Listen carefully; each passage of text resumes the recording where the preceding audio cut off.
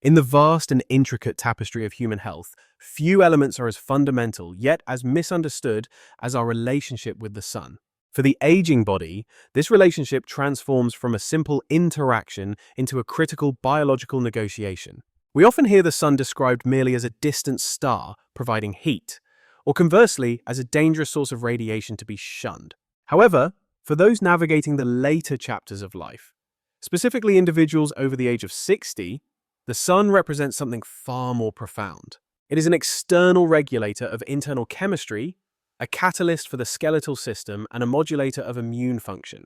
To understand how to harness this power correctly, we must first strip away the myths and look deeply at the physiological mechanics that occur when a photon of ultraviolet B light strikes the epidermis of a senior citizen. This is not merely about getting some fresh air, it is about precise medicinal dosing of light. The story of vitamin D begins not in a bottle, but in the skin itself, specifically within the layers of the epidermis where a molecule known as 7-dehydrocholesterol resides. This molecule is the precursor, the raw material waiting for ignition. When we are young, our skin is rich with this precursor, and the machinery of conversion operates with the efficiency of a high-performance engine. A young person steps into the sunlight, and within minutes, a massive cascade of vitamin D3 synthesis occurs. However, as we age, this machinery begins to slow down. This is the first and most critical scientific reality that we must confront.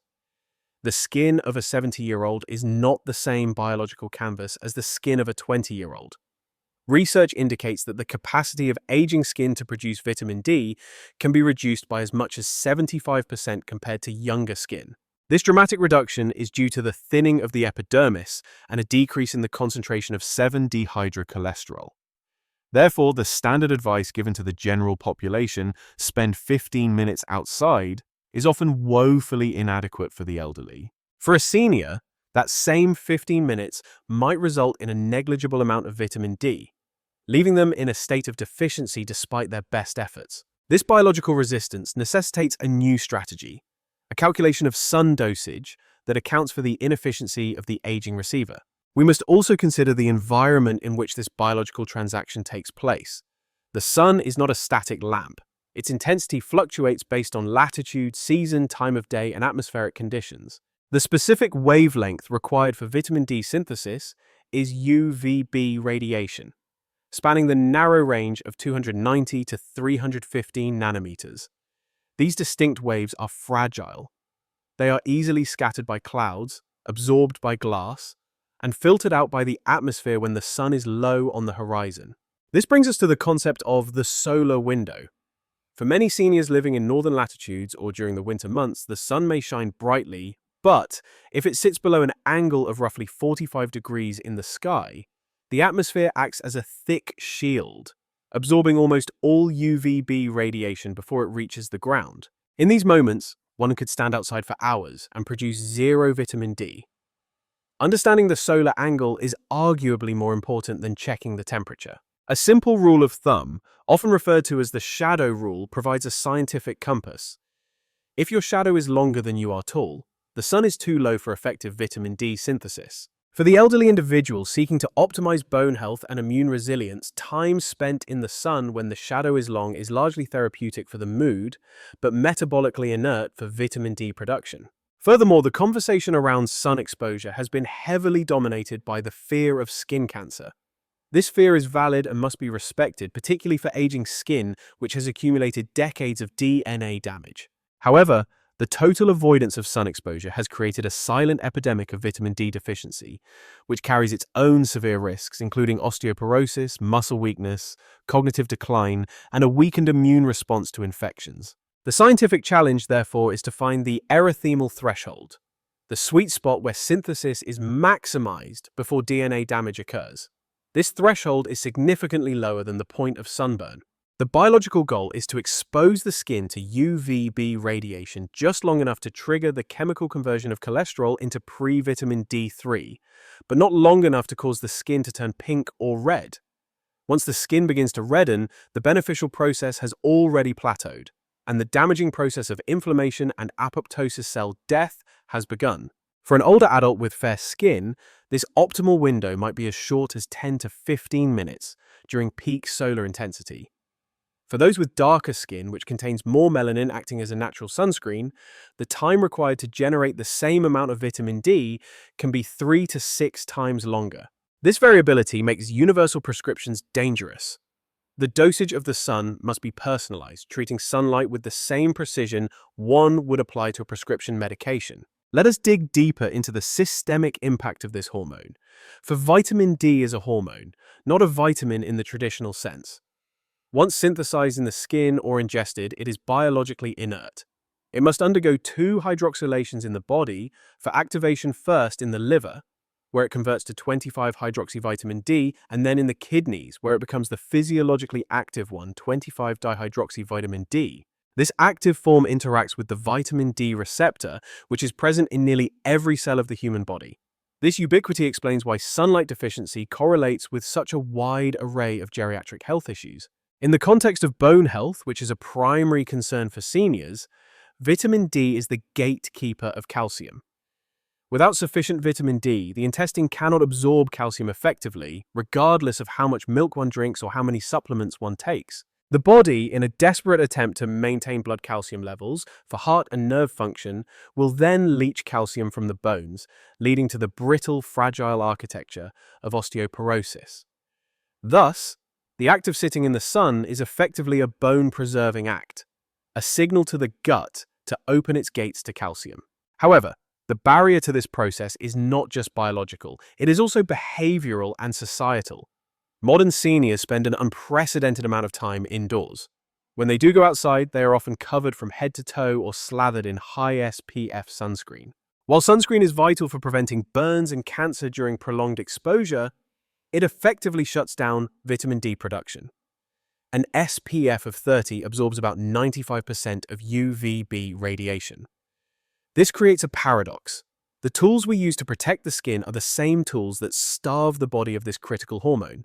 The solution is not to abandon sunscreen, but to practice sensible sun exposure.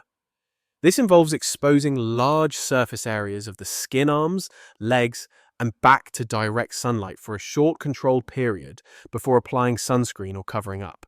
The face, which is the most common site for skin cancer and has a relatively small surface area, contributes little to overall vitamin D production and should arguably be protected at all times.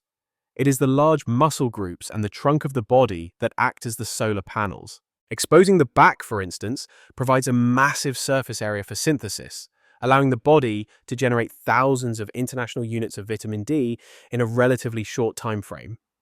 This strategic exposure is the key to balancing the risks and rewards. As we navigate the nuances of sun dosage, we must also address the factor of obesity and body composition, which often changes with age. Vitamin D is fat-soluble, meaning it gets sequestered in adipose tissue. In individuals carrying excess body fat, the vitamin D produced in the skin or ingested is often trapped in fat cells, making it less available for circulation in the blood. This means that an overweight senior requires a higher dosage of sun or supplementation to achieve the same blood levels as a leaner counterpart. This sequestration effect adds another layer of complexity to the equation. It suggests that the recommendation for sun exposure cannot be a flat rate. It must be adjusted for body mass index. The physiology of the aging body is a dynamic landscape, and the sun is an external force that must be calibrated to these internal terrains. The narrative of sun exposure is also incomplete without discussing the circadian rhythm. The sun provides 2 distinct types of nourishment: the ultraviolet light for chemical synthesis and the visible light for neurological regulation. As we age, our sleep patterns often fracture. We wake up too early, we struggle to fall asleep. This is often a result of a desynchronized circadian clock. Exposure to bright sunlight, particularly in the morning, anchors the body's internal clock, suppressing melatonin production during the day and priming the pineal gland for a robust release of melatonin at night. While this does not directly produce vitamin D, which requires the midday UVB rays, it sets the stage for overall metabolic health. A body that sleeps well heals well. The cortisol rhythms are regulated, stress is managed, and the immune system is rebooted. Therefore, a comprehensive sun dosage protocol involves a dual approach: morning light for the brain and sleep, and midday light for the bones and blood. We cannot separate the two. They are part of the same solar spectrum that life on Earth evolved under. We must also dispel the myth of window glass. Many seniors believe that sitting in a sunroom or driving in a car with the sun beating down on their arm is contributing to their vitamin D levels. This is a dangerous misconception. Standard glass blocks almost 100% of UVB radiation while allowing UVA radiation to pass through. UVA is the wavelength responsible for photoaging wrinkles, leathery skin, and the destruction of collagen, and it also contributes to skin cancer risk without providing the benefit of vitamin D production. By sitting behind glass in the sun, one is essentially subjecting themselves to all the risk of aging and damage with none of the vitamin reward. This is junk light. To harvest the nutrient, there must be no barrier between the skin and the source. The photon must travel 93 million miles and strike the cholesterol molecule directly. It is a physical, unmediated connection. In this first part of our exploration, we have laid the biological groundwork.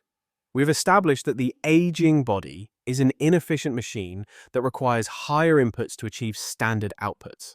We have identified the specific solar window required for activation and the specific body parts that should be prioritized. We have distinguished between the light that heals and the light that merely ages.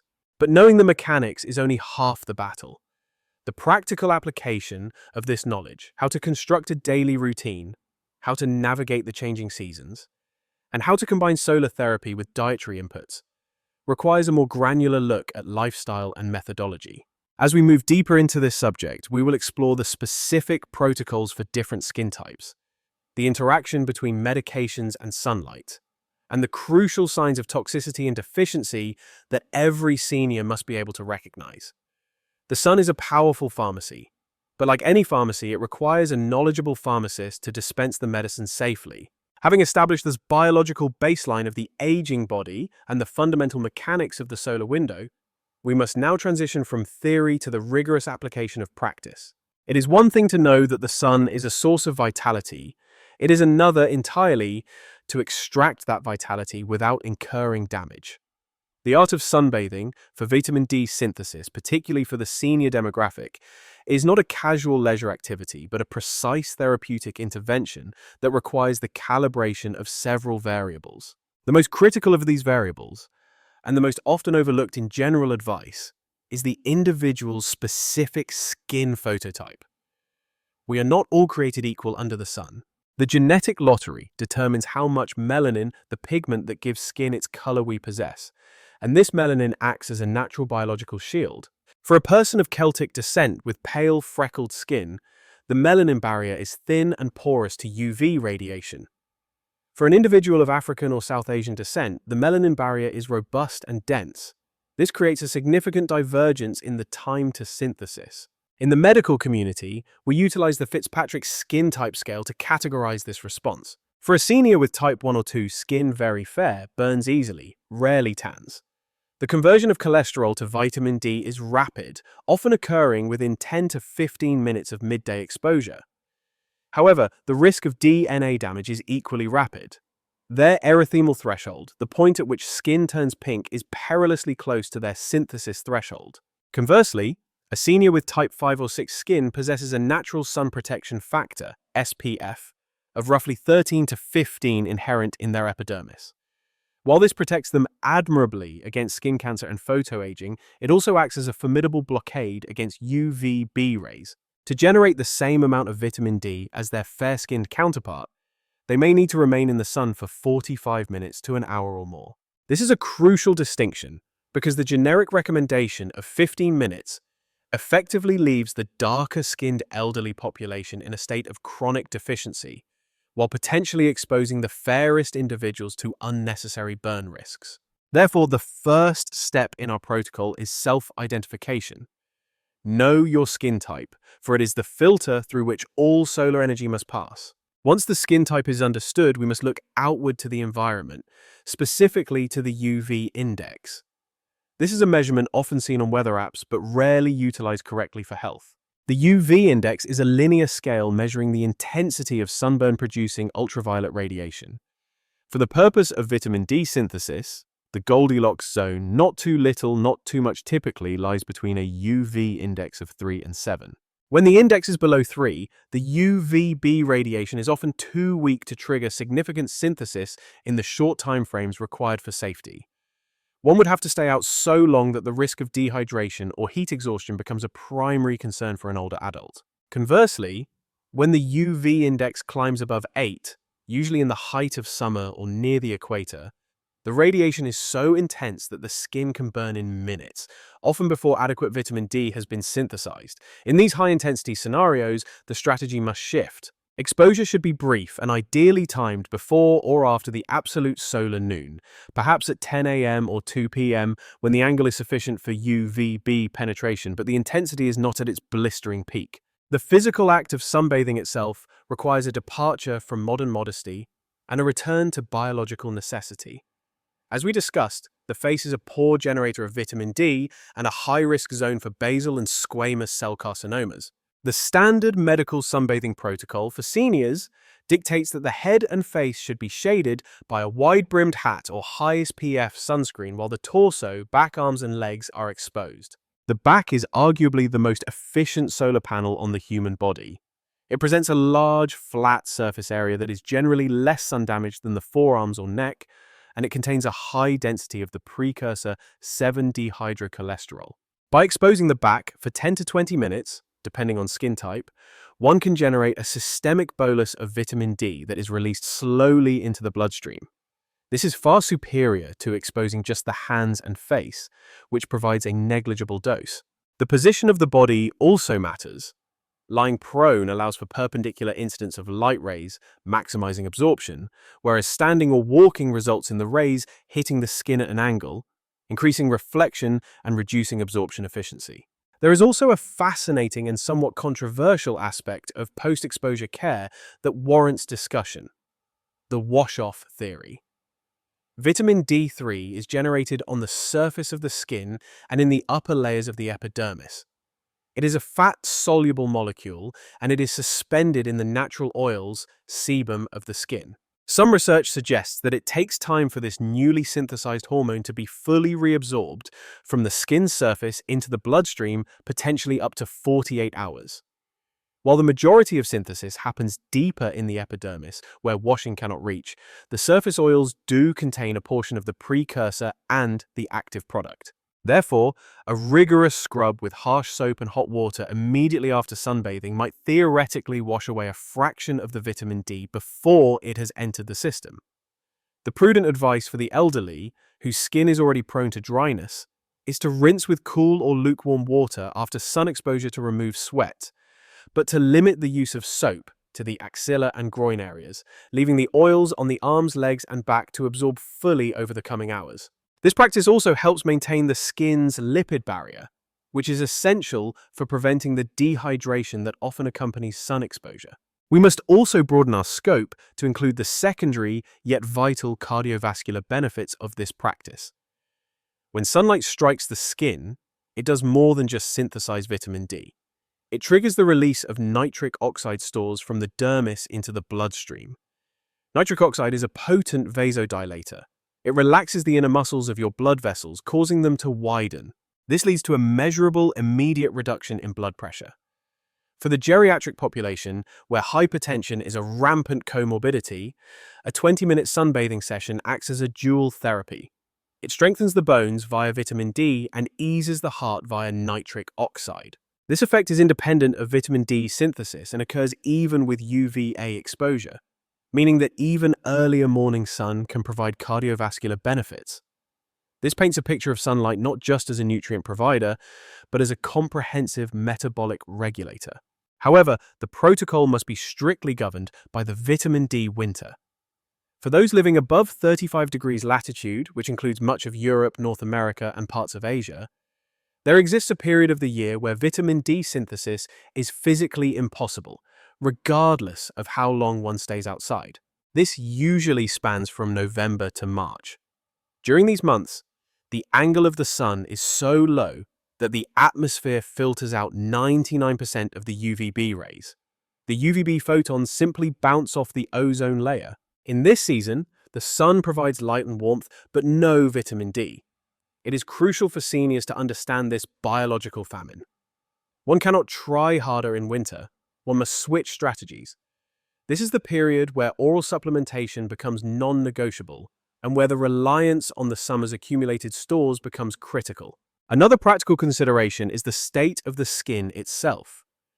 Hydrated skin transmits UV light better than dry, flaky skin. A layer of dead, desiccated skin cells reflects light, scattering the photons before they can strike the cholesterol targets. Therefore, a routine of gentle exfoliation and consistent moisturizing, though not immediately before sun exposure with UV blocking lotions, can actually improve the efficiency of the synthesis process. Think of it as polishing the lens of a camera. The clearer the path, the better the image. Furthermore, the issue of chronic versus intermittent exposure must be addressed. The body is designed for intermittent pulses of sunlight, not chronic low-level endurance. It is better to have short, intense but sub-burn sessions 3 times a week than to spend hours every day in low-quality light. The system saturates. Once the precursor 7-dehydrocholesterol is depleted in the skin, further exposure does not produce more vitamin D. It actually begins to degrade the vitamin D that was just made into inactive metabolites. This is nature's safety valve to prevent toxicity from the sun. As we structure this daily ritual, we must also consider the eyes. While we protect the skin from burning, the eyes are a different matter. Cataracts are a concern for the elderly, and they are exacerbated by UV radiation. The sunbather's kit, therefore, should include a broad-brimmed hat, UV-blocking sunglasses for the midday session, a bottle of water to counteract the diuretic effect of heat, and a timer. The timer is the most important tool. Cognitive drift is common. One falls asleep or gets lost in thought, and 10 minutes turns into 40. For a senior with thin skin, this drift can lead to a severe burn, dehydration, and heat stroke. Finally, we must touch upon the interaction of medications with sunlight, a phenomenon known as photosensitivity. The elderly are the most medicated demographic in society. Many common drugs, including certain antibiotics like tetracyclines, diuretics, used for high blood pressure, non-steroidal anti-inflammatory drugs, NSAIDs, and even some diabetic medications can chemically alter the skin's reaction to UV light. They can lower the burn threshold significantly, turning a safe 10-minute session into a painful, blistering event. This is not a rare side effect, it is common. Before embarking on a solar therapy regimen, a comprehensive review of the medication list is mandatory. In this second part, we have transformed the sun from an abstract concept into a manageable clinical tool. We have learned to read the sky through the UV index, to read our own bodies through the Fitzpatrick scale, and to execute a surgical strike of sun exposure that maximizes yield while minimizing collateral damage. But the picture is not yet complete. Vitamin D does not work in a vacuum. It is part of a complex nutrient symphony.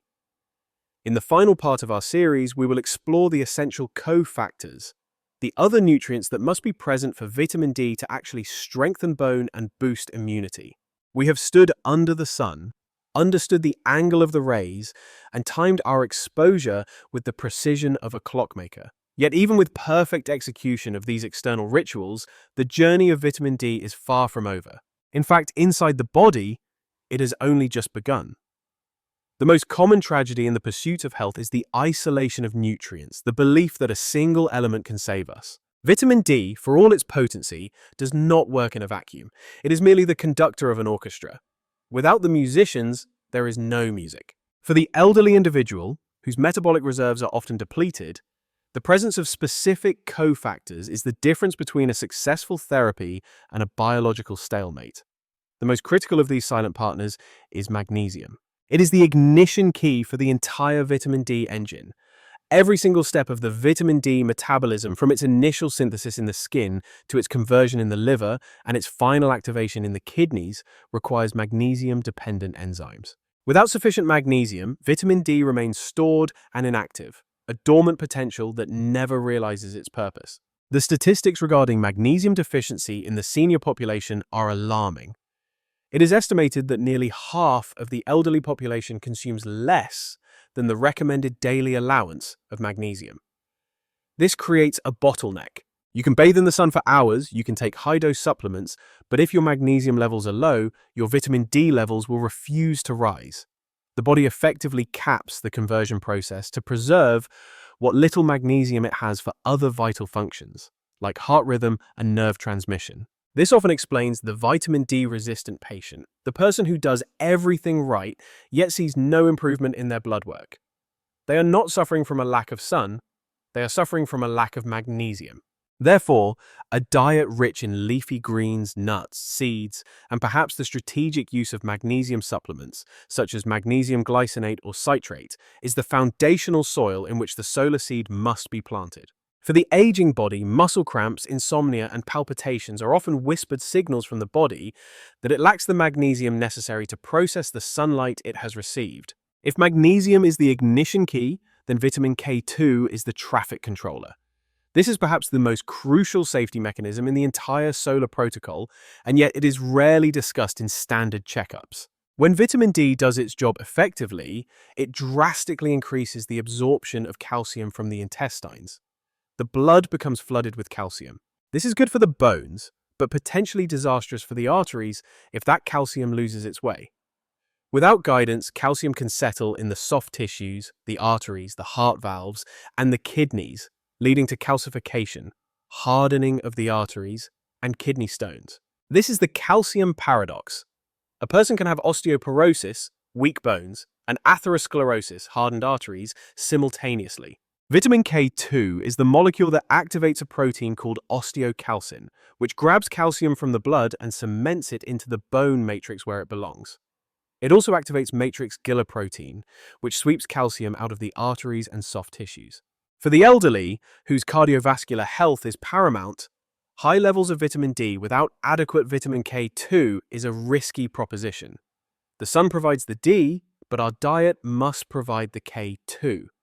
This nutrient is found in fermented foods like natto, hard cheeses like Gouda and brie, and organ meats. In the modern sterile diet, K2 is often missing, necessitating a conscious effort to reintroduce these ancient foods or to supplement them alongside our solar routine. This brings us to the broader topic of nutrition as a solar amplifier. The skin is made of fat and protein. The cholesterol molecule that transforms into vitamin D is a lipid. Therefore, a low-fat diet is antithetical to vitamin D optimization.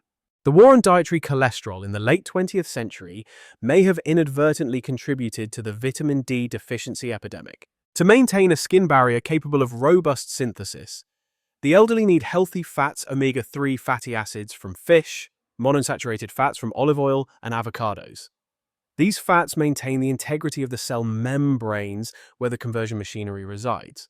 Furthermore, there are dietary sources of vitamin D that can bridge the gap during the vitamin D winter, or for those who are housebound. While few foods contain significant therapeutic amounts, fatty fish like wild-caught salmon, mackerel, and sardines are the gold standard. A single serving of sockeye salmon can provide more than the daily recommended intake. Sun-dried mushrooms are another fascinating source. Much like human skin, mushrooms synthesize vitamin D, specifically D2, when exposed to UV light. Placing store-bought mushrooms on a windowsill in direct sunlight for an hour before cooking can increase their vitamin D content significantly, offering a plant-based boost to the omnivorous diet. However, we cannot manage what we do not measure. The transition from guesswork to science requires data. The only way to know if your solar protocol is working is through blood testing. The specific test is for 25-hydroxyvitamin D, 25-OHD. This is the storage form of the vitamin and the most stable indicator of your status. But getting the number is only half the battle. Interpreting it is where the nuance lies.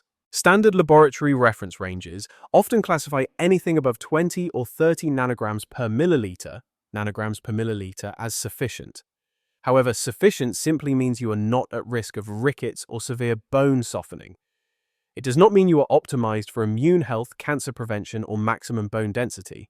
Functional medicine, experts, and vitamin D researchers increasingly argue that the optimal range for the elderly is closer to 40 to 60 nanograms per milliliter, with some suggesting up to 80 nanograms per milliliter for therapeutic effects against autoimmune conditions. A senior with a level of 32 nanograms per milliliter might be told they are normal, yet they may still be experiencing the subtle symptoms of suboptimal levels, such as fatigue, mood low, and frequent infections.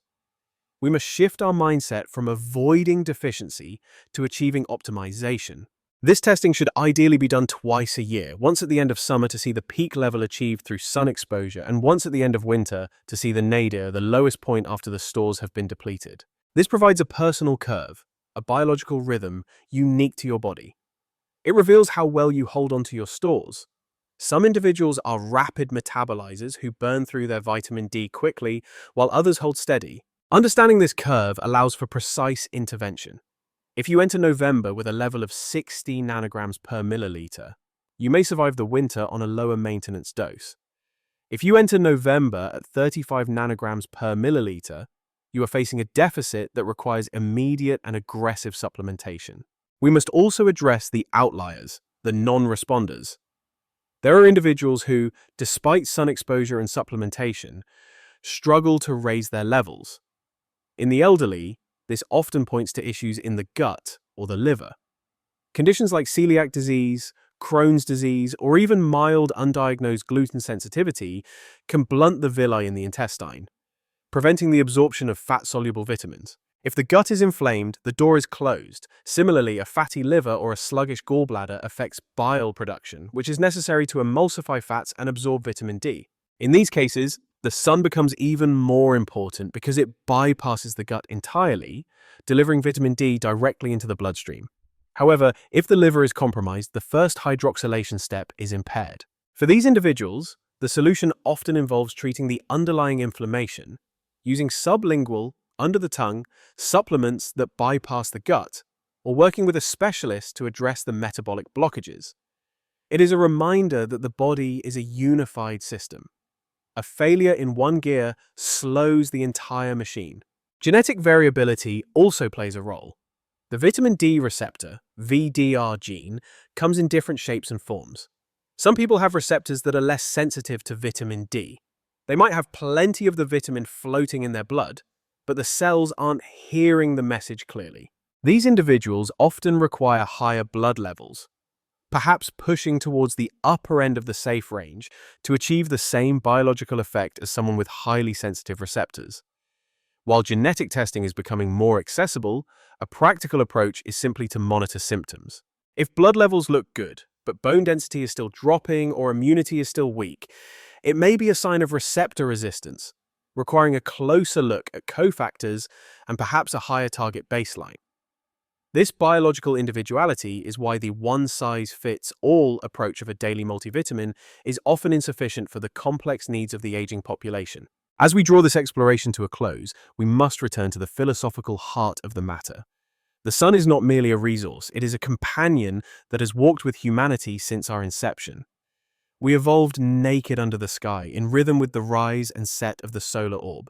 The modern lifestyle, which sequesters the elderly in climate-controlled boxes, lit by artificial LEDs, is a biological aberration. It disconnects us from the primary energy source of our solar system. Reclaiming our relationship with the sun is an act of reclaiming our humanity. It is about more than just a chemical reaction in the skin. It is about the warmth on the face, the synchronization of the circadian clock, the motivation to move, and the connection to the natural world. Sun dosage is, in essence, nature dosage. However, this return to nature must be tempered with wisdom. We respect the fire. We do not throw ourselves into it. The goal is a golden tan, not a painful burn. The goal is resilience, not damage. By understanding the mechanics of the solar window, the importance of skin type, the necessity of magnesium and K2, and the power of the seasons, we transform a passive activity into a proactive health strategy. We move from fear to understanding. For the senior citizen, the sun represents a free, potent, and accessible pharmacy. It offers stronger bones, a sharper mind, a happier heart, and a more robust immune system. It asks only for respect and moderation in return. So, tomorrow when the sky clears and the shadows shorten, step outside. Check the time. Know your skin. Expose your back to the light. Feel the ancient machinery of your biology waking up, spinning cholesterol into gold, fueling the systems that keep you upright and alive. You are not just sitting in the light, you are eating it, metabolizing it, and living through it. This is the science of the sun. This is the art of aging well. And it begins with simply opening the door.